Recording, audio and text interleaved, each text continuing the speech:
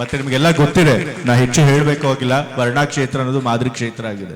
ವರ್ಣಾ ಕ್ಷೇತ್ರ ರಚನೆ ಆಗಿದೆ 2008ರಲ್ಲಿ.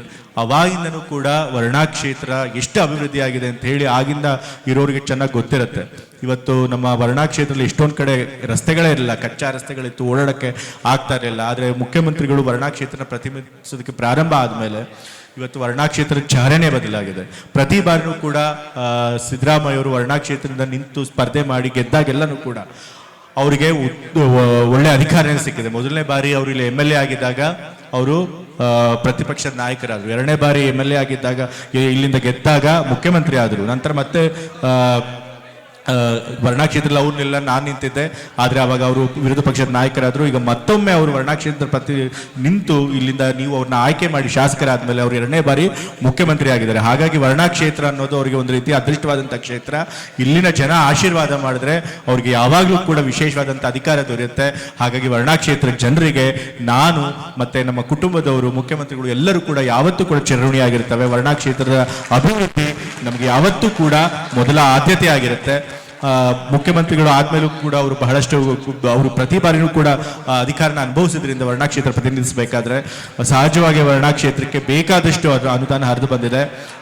ನಮ್ಮ ವರ್ಣಾ ಕ್ಷೇತ್ರದಲ್ಲಿ ಪ್ರತಿ ಬಾರಿ ಕೂಡ ಸಾವಿರಾರು ಕೋಟಿ ಅಭಿವೃದ್ಧಿ ಕಾಮಗಳನ್ನು ನಾವು ಮಾಡಿದ್ದೇವೆ. ಈಗಲೂ ಕೂಡ ಈ ಒಂದು ಅವಧಿಯಲ್ಲೂ ಕೂಡ ಅದರಿಂದ ಹೊರತಾಗಿಲ್ಲ. ಈ ಅವಧಿಯಲ್ಲೂ ಕೂಡ ನಾವು ಬೇಕಾದಷ್ಟು ಅನುದಾನವನ್ನು ಕೊಟ್ಟಿದ್ದೇವೆ.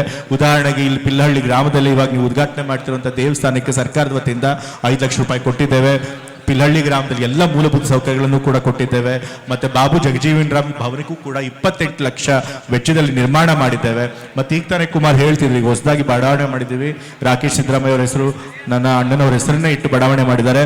ಅಲ್ಲೂ ಕೂಡ ಮೂಲಭೂತ ಸೌಕರ್ಯಗಳಿಗೆ ಅನುದಾನ ಕೊಡಬೇಕು ಅಂತ ಹೇಳಿ ಈಗಾಗಲೇ ನಾವು SCP ಹಣದಲ್ಲಿ ಪಿಲ್ಲಹಳ್ಳಿ, ಬುಕ್ಕದಗಳ್ಳಿ, ದಂಡಿಕೆರೆ ಹೀಗೆ ಸುಮಾರು ಸುತ್ತಮುತ್ತ ಎಷ್ಟೊಂದು ಹಳ್ಳಿಗಳಿಗೆ 5,30,00,000 ವೆಚ್ಚದಲ್ಲಿ ರಸ್ತೆ ಮತ್ತೆ ಚರಂಡಿ ಕಾಮಗಾರಿಗಳಿಗೆ ಈಗಾಗಲೇ ಅನುದಾನ ಕೊಟ್ಟಿದ್ದೇವೆ.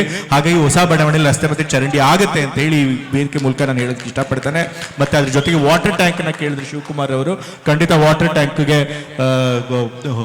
ಅನುದಾನ ಕೊಟ್ಟು ಅದನ್ನು ಕೂಡ ಹೊಸ ಬಡಾವಣೆಯಲ್ಲಿ ಮಾಡಿಸ್ಕೊಳ್ಳೋಣ. ಹಾಗಾಗಿ ಪಿಲ್ಲಹಳ್ಳಿ ಇರ್ಬೋದು ಅಥವಾ ವರ್ಣಾ ಕ್ಷೇತ್ರ ಇರ್ಬೋದು, ಎಲ್ಲ ಕಡೆ ಮೂಲಭೂತ ಸೌಕರ್ಯಗಳನ್ನ, ಉತ್ತಮವಾದ ಮೂಲಭೂತ ಸೌಕರ್ಯಗಳನ್ನ ಕೊಡೋದಕ್ಕೆ ನಾವು ಬದ್ಧರಾಗಿದ್ದೇವೆ. ಆ ಕೆಲಸ ಮಾಡೇ ಮಾಡ್ತೀವಿ ಅಂತ ಹೇಳ್ತಾ ಇವತ್ತು ಇಂಥ ಒಂದು ಒಳ್ಳೆ ಕಾರ್ಯಕ್ರಮ ಮಾಡಿ ನಮ್ಮೆಲ್ಲರನ್ನೂ ಕರೆದು ಕೂಡ ಇವತ್ತು ನಿಮ್ಗಳ ಜೊತೆ ಭಾಗವಹಿಸಕ್ಕೆ ಅವಕಾಶ ಮಾಡಿಕೊಟ್ಟಿದ್ದೀರಿ. ಹಾಗಾಗಿ ಪಿಲ್ಲಹಳ್ಳಿ ಗ್ರಾಮ ಮತ್ತು ಈ ಒಂದು ಕಾರ್ಯಕ್ರಮ ಆಯೋಜನೆ ಮಾಡಿದವರು ಎಲ್ಲರಿಗೂ ಕೂಡ, ಯಾರು ಈ ಕಾರ್ಯಕ್ರಮ ಪ್ರತ್ಯಕ್ಷವಾಗಿ ಮತ್ತು ಪರೋಕ್ಷವಾಗಿ ಆಯೋಜನೆ ಮಾಡಿದವರು ಎಲ್ಲರಿಗೂ ಕೂಡ ನಾನು ಕೃತಜ್ಞತೆಗಳು ತಿಳಿಸಿ ವಂದನೆ ತಿಳಿಸಿ ನನ್ನ ಮಾತುಗಳನ್ನು ಮುಗಿಸ್ತಾ ಇದ್ದೀನಿ.